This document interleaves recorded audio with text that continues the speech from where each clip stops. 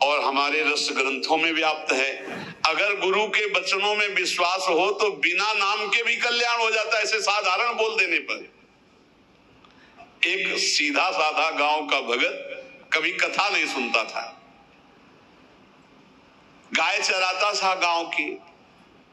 तो एक दिन और गोपाल जो गाय चराने वाले थे, उन्होंने कहा यार कभी तो कथा सुन लो, रात दिन पशुओं के पीछे घूमते हो, पशु बुद्धि, कभी तो कथा सुन लो। तो एक दिन सोचा दोपहर के भोजन गांव में पाएंगे जाके अपने घर में, और कथा हो रही वहीं से निकल लेंगे, जो सुन लेंगे तो सुन लेंगे। खड़े खड़े वहां चर्चा चल रही थी, जिसने मनुष्य जन्म लेकर के गुरु मंत्र नहीं लिया और नाम जब भगवान का नहीं किया, उसका जीवन मुर्दा, व्यर्थ जीवन। चला गया सुन के, और बार बार वही दिमाग में कि पंडित जी कह रहे थे गुरु मंत्र नहीं लिया और नाम जप नहीं किया तो मुर्दा जीवन। जिन हरि भगत हृदय नहीं आनी, जीवित सौ समानते प्राणी। दूसरे दिन फिर गया, कहा पंडित जी आपने कल कथा में कहा था गुरु मंत्र ले लेना चाहिए, नहीं तो जीवन मुर्दा हो जाता है, बेकार जीवन रहता है। तो देव गुरु मंत्र आप, और तो हम किसी को जानते नहीं। देखा फटा पुराना कपड़ा, डंडा लिए एक चरवाहा, उनका ऐसे थोड़ी कि तुरंत ही गुरु मंत्र दे दिया जाता है। आखिरी दिन कथा के मिलना कि दे दे, टाल दिया।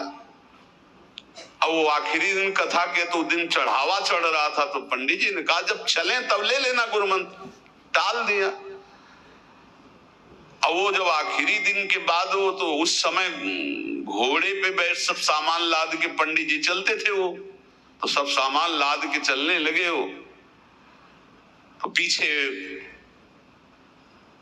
पंडित जी आप जो कह रहे थे कि गुरु मंत्र देंगे, आप गुरु मंत्र दे दीजिए। पंडित जी रबड़ी पवाई गई थी, घोड़े से उतरे, घोड़ा एक भगत के यहाँ खड़ा किया और लोटा लिया और भागे, क्योंकि सोच लगी थी। अब वो भगत किसान आदमी, गांव का गंवार आदमी पीछे लगे, पंडित जी अरे गुरु मंत्र दे दो, कितने दिन से टहला रहे हो आप। अरे उनका प्यार मतलब सोच का पैसा, तू गुरु मंत्र की बात कर। अब वो पीछे लगा कि अब हम नहीं जाने वाले, आपने सब सामान लाद ली थी, भगवान की कृपा कहो कि आपको सोच लगी आई, नहीं तो आप हमको तो गुरु मंत्र ही नहीं देते, हम आपको नाम पर विश्वास की बात। अब पंडित जी तो धत गपोचन, जय गुरुदेव की जय गुरु। वो दबकाए है धत गपोचन, मतलब एकदम मूर्ख आदमी, तो सोच तो वो प्रणाम कर लिया, जय गुरुदेव, धत गपोचन धत गपोचन। जपना न राधा न कृष्ण न राम न हरि। घर आया, बोले आज से गाय चराना बंद। बोले क्यों? बोले गुरु मंत्र मिल गया, अब हम भजन करेंगे, हमारा जीवन मुर्दा नहीं रहेगा, अब जीवन सार्थक रहेगा। और मेहनत करने वाला आदमी, गाय चराने वाला आदमी, अब शुरू हो गया बैठ के धत गपोचन धत गपोचन। अब इसमें न कोई भगवान नाम है, न कोई मंत्र है, न प्रणो है, न नमो नमः, कुछ नहीं। गांव के लोग, घर के लोग बोले कि यार 50 गाय चराता था, पता नहीं कौन सा हम लोगों का पाप उदय हुआ कि कह दिया कि कथा सुन लेना। अब वो गाय चराना भी छोड़ दिया, गपोचन शुरू हो गया। अब उसकी ऐसी लगन लगी, सहज सरल भोले जो होते हैं ना, हरिवंश महाप्रभु कह रहे हैं, मुनि मन ध्यान धरत नहीं पावत, करत विनोद संग बालक भट, दास अनन्य भजन रस कारण, जैसे हित हरिवंश प्रगट लीलानट।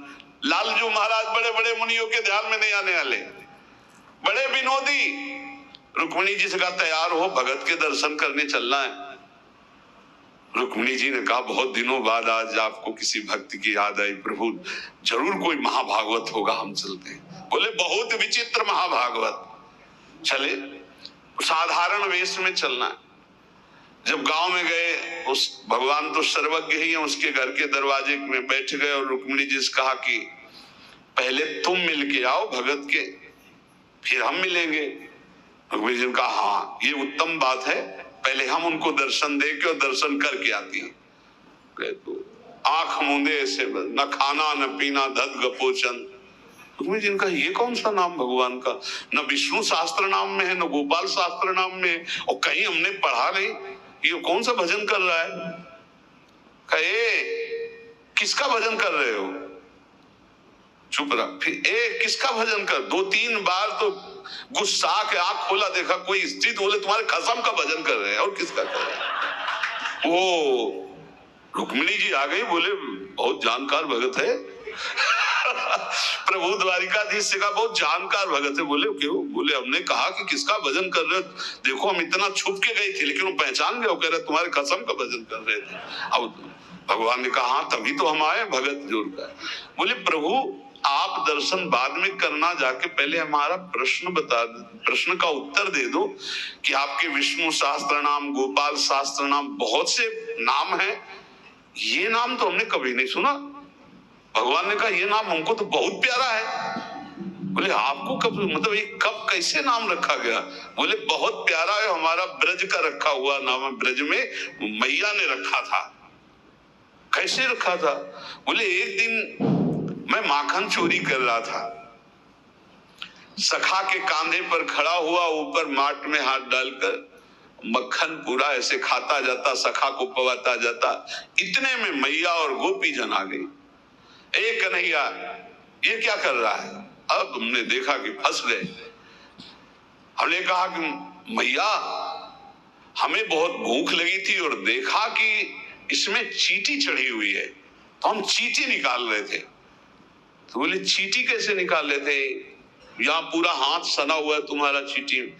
बोले अरे भैया तो बावरी, जब चींटी को ऐसे निकालने करते वो अंदर चली जाती तो खबो खबो के निकाला, इसलिए ऐसा इतना हाथ हो। बोले यहाँ मुंह में भी जब तुम्हारे मक्खन लगा, एक मक्खी बार बार उड़ रही थी तो हम ऐसे मारा तो पूरा मुंह में मक्खन लगा। भैया लगा धत गपोचन। बोले ये उस समय का नाम रखा हुआ है, मेरा बाल गोविंद में जब मैया ने रखा था मक्खन चोरी के समय उस। अब आप विचार करके देखो, भगवान का साक्षात्कार गुरु वचनों पर विश्वास होने पर साधारण शब्द बोला तो भगवान तो सर्वलोक महेश्वर सर्वज्ञ, उनके सब जैसे हर अक्षर में आ विराजमान है, का खा गा घा आ, ऐसे ही सब अक्षरों में ब्रह्म विराजमान है। फिर राधा नाम तो स्वयं हरि जपते हैं, और राधा नाम तो परम प्रेम में है और बड़ा गुही है। विश्वास करके जब वो धदगपोचन जपा तो रुक्मिणी द्वारिकाधीश भगवान दर्शन देने आ गए, और तुम विश्वास करके राधा राधा जपोगे तुम्हें नहीं प्राप्त हो जाएगा। अरे यही राधा स्वयं भगवान हरि जपते हैं, इसलिए संदेह शब्द नहीं होना चाहिए उपासना में। जो गुरु ने उपासना दी उसमें संदेह नहीं होना चाहिए। और पांचवा, इस 8वें सूत्र में पांचवा, असूया, दूसरों के गुणों में दोष देखना, चुगली करना और ईर्ष्या, इनसे बहुत दूर रहना चाहिए उपासक को। ईर्ष्या बहुत बुरी है।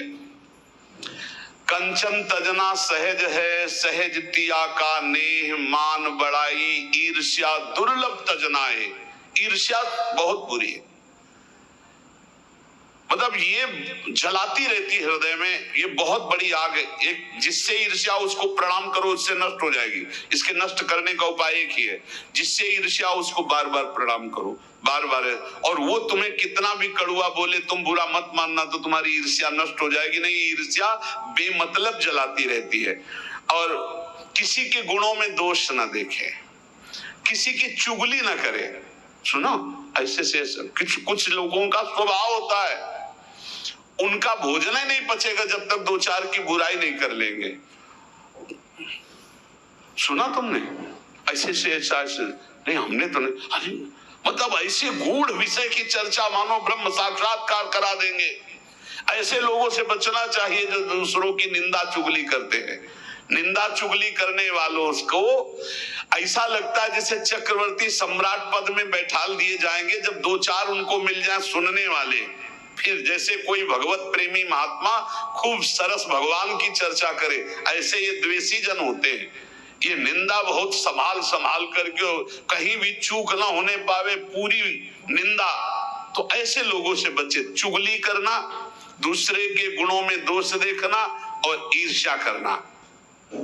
9, प्रत्येक परिस्थिति में अपने आराध्य देव के द्वारा दिया गया मंगल विधान है ऐसा मानना।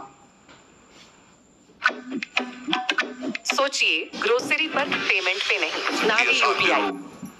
लेकिन सच्ची आपसे कहते हैं, साधना हो रही थी भगवत मार्ग में जैसा कुछ, लेकिन शरणागति में कमी थी, क्योंकि साधन पक्ष में विश्वास बहुत जोर का था।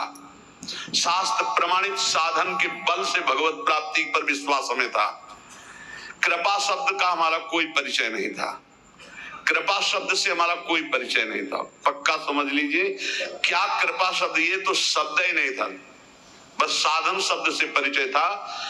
अपनी इंद्रियों को बस में करो, मन का निग्रह करो और भगवान का निरंतर भजन करके परम पद प्राप्त करो।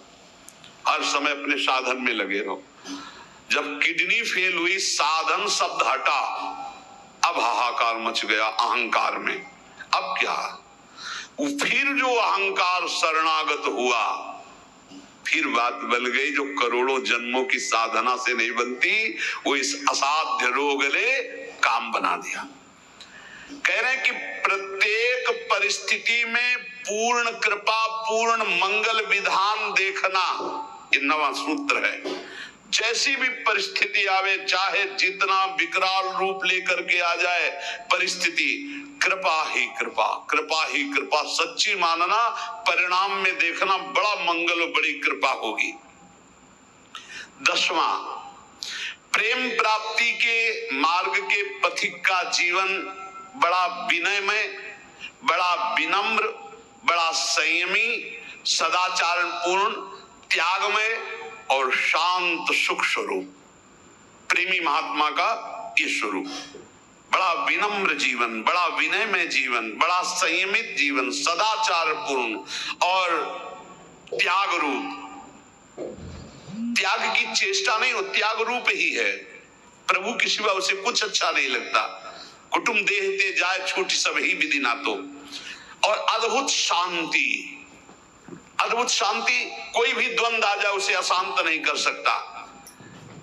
11वां, श्री राधा माधव के नित्य नूतन परमानंद प्रदान करने वाले पदों का गायन, उनकी सेवा, उनके प्रेमी जनों के दर्शन संभाषण,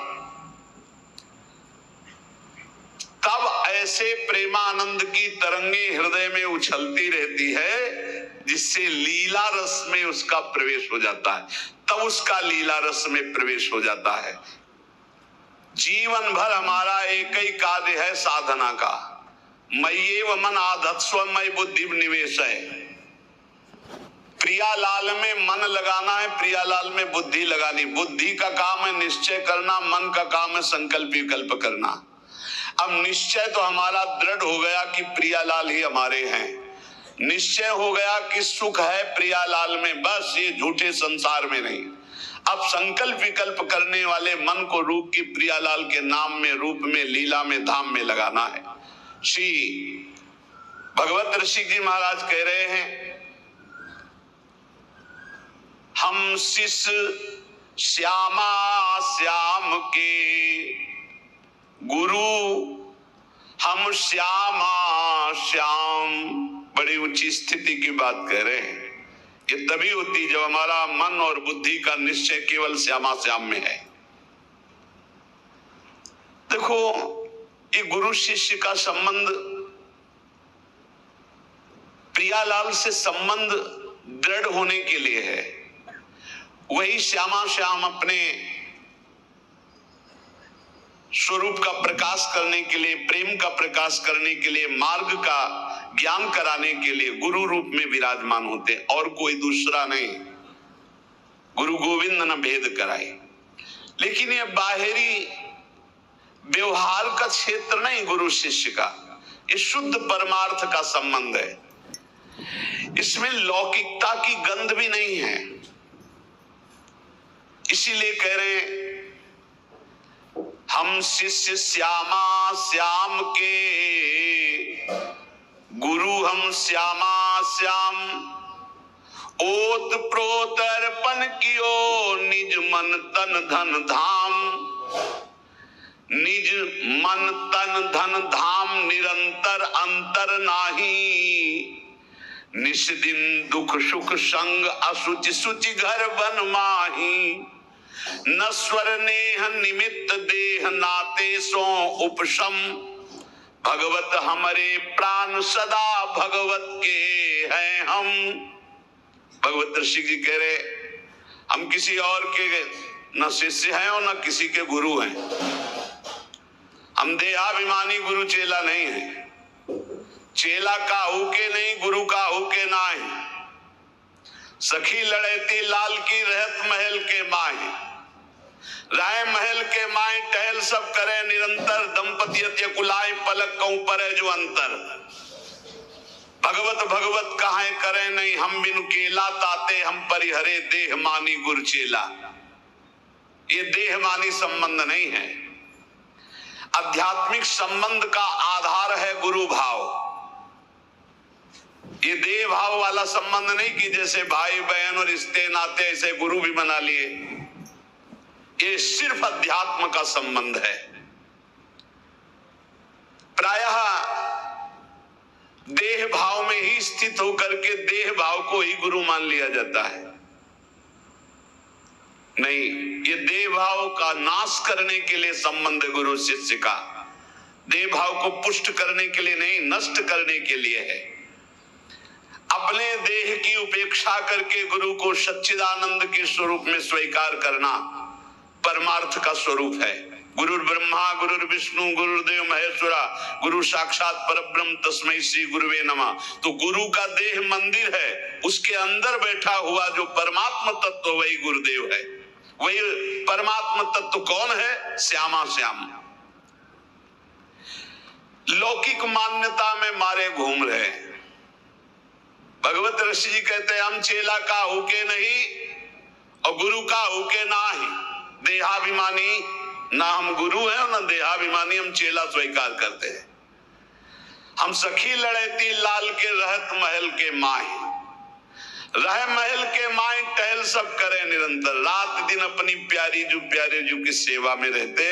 अगर पलक भर की ओट हो जाए तो कहाँ है भगवत रसिक, कहाँ है भगवत रसिक। भगवत भगवत अकुलाकर पुकारने लगते हैं। भगवत भगवत कहां करें नहीं, हम बिनु केला। हमारे बिना वो केल ही नहीं करते।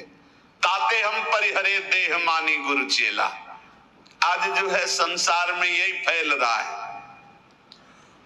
जैसे और संबंध ऐसे गुरु संबंध बना लिए। गुरु संबंध केवल अध्यात्म के लिए, भगवत प्राप्ति के लिए, ऐसा नहीं। अंधे का हाथ पकड़कर चलने वाला अंधा दोनों कुएं में गिरते, दोनों मार्ग भटक जाते हैं। हमारा गुरु संबंध केवल अध्यात्म के लिए, अध्यात्म भगवत प्राप्ति श्यामा श्याम के लिए। और वहीं देह भाव का विस्मरण करने का सौभाग्य मिलता है गुरु चरणों में। जब उनकी आज्ञा में हम रहते हैं तो हमारा अहम नष्ट हो जाता है। पर किनकी आज्ञा में? जो देह मानी नहीं, जो स्वरूप बोध प्राप्त है, जो शब्द ब्रह्म पार ब्रह्म के अनुभूत महापुरुष है, जो प्रियालाल के अनुरागी जन है, वो प्रियालाल और उनमें किंचन मात्र भेद नहीं है। इसीलिए हम शिष्य श्यामा श्याम के और गुरु हम श्यामा श्याम। कितनी ऊंची स्थिति। भगवत ऋषि जी कह रहे हैं हम शिष्य हैं श्यामा कुंज बिहारी के और हम गुरु भी हैं श्यामा श्याम के। ये श्यामा श्याम के गुरु हैं। इसको अगर हम व्यवहार धरा में देखते हैं तो जब चिद चिद लक्षणम सर्वम राधा कृष्णमयम जगत, तो अगर कोई सामने शिष्य भाव से बैठा है तो प्रभु ही तो है और कोई दूसरा थोड़ी है। यहाँ प्रभु है तो सामने भी प्रभु है। व्यवहार देश और नवनिवृत्त निकुंज देश में सखी जो आज्ञा करती है वही प्रिया प्रीतम। कैसी आज्ञा? सखियन की उर ऐसी आई, उनके हृदय में आई कि चलो ब्याह विनोद रचे सुख, तो ब्याह के लिए तैयार हो गई हो। चलो हिंडोला पड़ा हुआ है, सरकार पधारो झूलो झूल ले। जैसा सखी आदेश करती वैसे प्रिया प्रीतम की जैसी रुचि वैसे सखी की इच्छा। सखी स्वरूप से जैसी आज्ञा करते श्यामा कुंज बिहारी वैसे ही करते जैसा निर्देश देती सहचरी। इसीलिए कह रहे गुरु हम श्यामा श्याम के, हम शिष्य हैं श्यामा श्याम के, हम गुरु भी हैं श्यामा श्याम के। बड़ी ऊंची स्थिति। प्रोत प्रोत अर्पण कियो निज मन तन धन धाम। ऐसी स्थिति कैसे आई? अपना तन मन धन सब कुछ अर्पण कर दिया श्यामा श्याम के। तब समझ में आया कि गुरुदेव श्यामा श्याम गुरुदेव, दूसरा नहीं है। गुरुदेव ही श्यामा श्याम है, श्यामा श्याम ही गुरुदेव है। और श्यामा श्याम की जब इस प्रकार समर्पण वृत्ति आई तो भावे मुहि जोई सोई सोई करे प्यारे। ये है हम गुरु श्यामा श्याम के। पहली पंक्ति में हम शिष्य श्यामा श्याम के, जोई जोई प्यारो करे सोई मोई भावे। और दूसरी पंक्ति भावे मोहि जोई सोई सोई करे प्यारे। भावे मोहि जोई सोई सोई करे प्यारे, ये है गुरु हम श्यामा श्याम के। जैसा हमें भाता वैसे हमारे प्यारे युगल सरकार करते हैं। अपने तन मन धन धाम सबका विस्मरण करके एकमात्र श्यामा कुंज विहारी में तन्मय हो जाना, यही गुरु शिष्य के संबंध का स्वरूप है।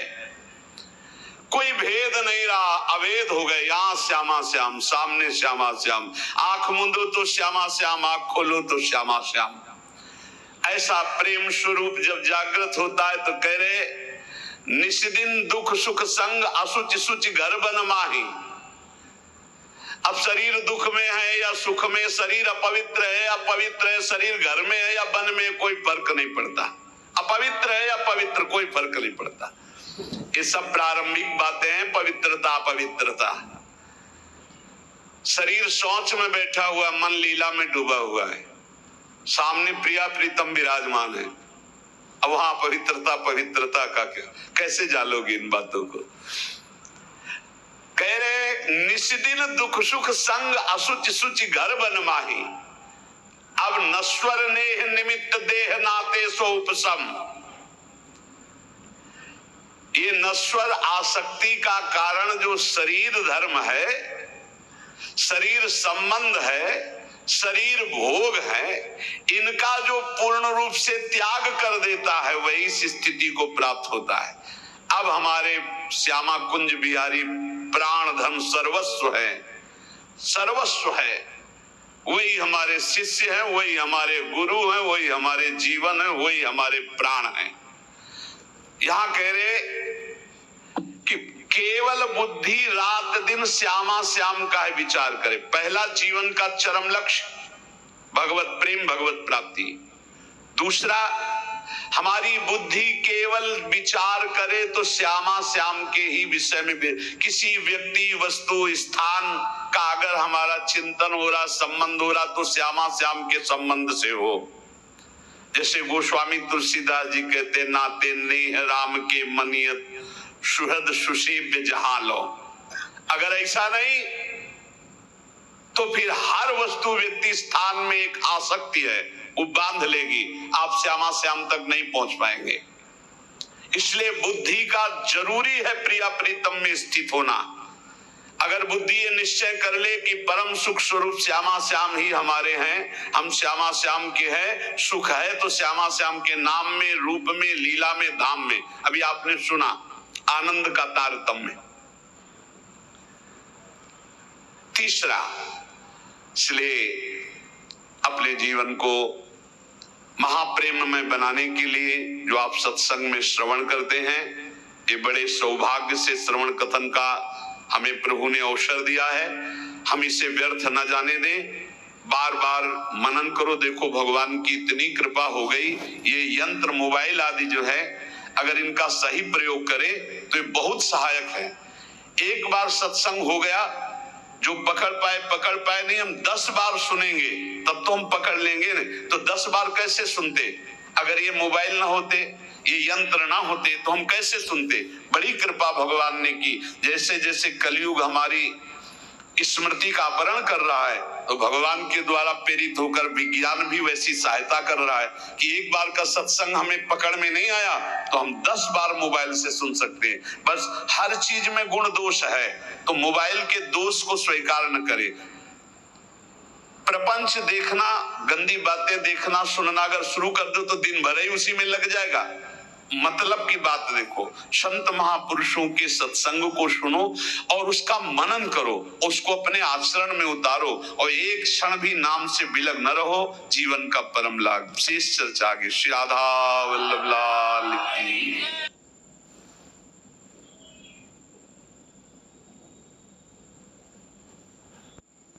साधन चतुष्टय के बिना वो प्राप्त नहीं हो सकता। जिसके हृदय में आत्मबोध की भावना, मुमुक्षुता जागृत होती है, उसके हृदय में 4 बहुत दृढ़ साधन होते हैं। लोक परलोक के भोगों से वैराग्य, बहुत कठिन बात है, बहुत कठिन। मृत्यु लोक के भोगों से वैराग्य होना, आप देख लो क्या स्थिति है। अगर लोक परलोक के भोगों से वैराग्य नहीं तो ज्ञान की बातें बघार सकता है, ज्ञानी नहीं हो सकता, ब्रह्मबोध नहीं हो सकता। दूसरा, नित्यानित्य वस्तु का विवेक दृढ़, सत्य क्या है और असत्य क्या है इसका पूर्ण निर्णय हो चुका है, उसे विवेकवान कहते हैं। तीसरा, शम दम उपरति, तितिक्षा, श्रद्धा, समाधान, ये 6 संपत्ति। शम इंद्रियों का निग्रह, दम मनोनिग्रह, उपरति भोगों की स्थिति है ही नहीं, भोग है ही नहीं, ऐसी स्थिति है, त्याग वैराग्य से ऊपर उपरति। तितिक्षा महान सहनशील, श्रद्धा गुरु और संत वाक्य शास्त्र वाक्य यथावत बिल्कुल ज्यों का त्यों मानना, समाधान चित्त अपने लक्ष्य पर स्थित हो चुका है। और चौथा, मुमुक्षुता, घोर मुमुक्षुता, कैसे ब्रह्मबोध हो, भारी व्याकुलता। ये 4 साधन चतुष्टय जब होते तब ज्ञान की प्राप्ति होती, और प्रेम इससे ऊपर की बात है।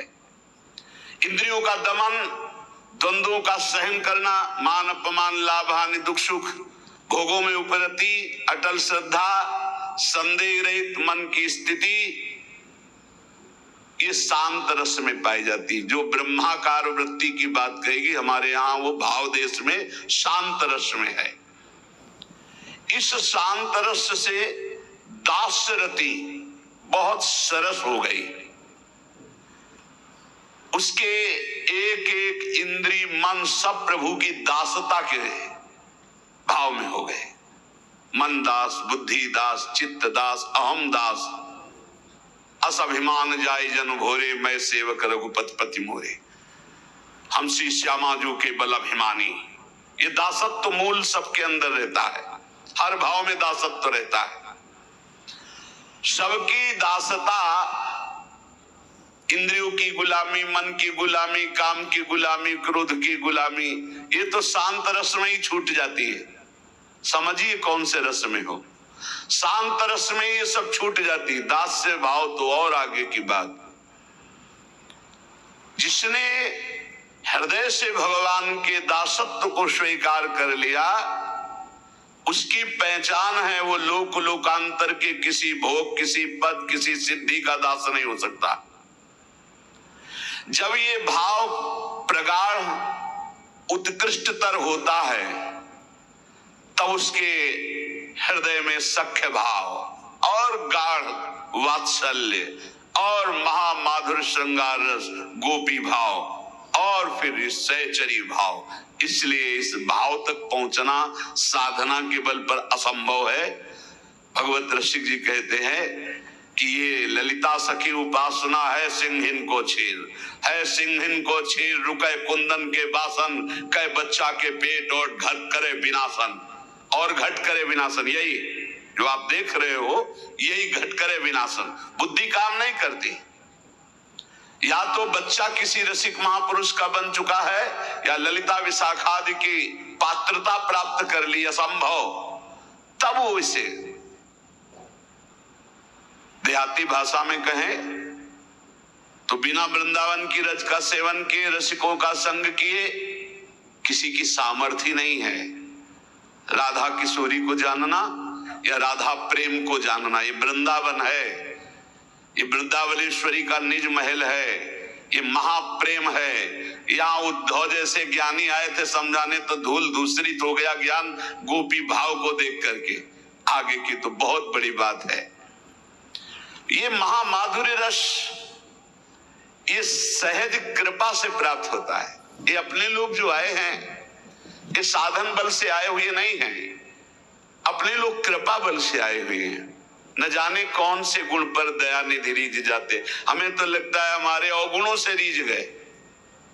अरे इसका निस्तार कभी नहीं हो सकता, इसलिए रीझ करके उन्होंने कृपा करके लाडली जी ने खींच लिया। गुण तो कोई है ही नहीं जिन गुणों से वो रीझ जाएं। जिन गुणों से मेरी लाडली लाल जुगल जोरी रीझती वो गुण तो अपने में एक भी नहीं दिखाई देते अपने लोग।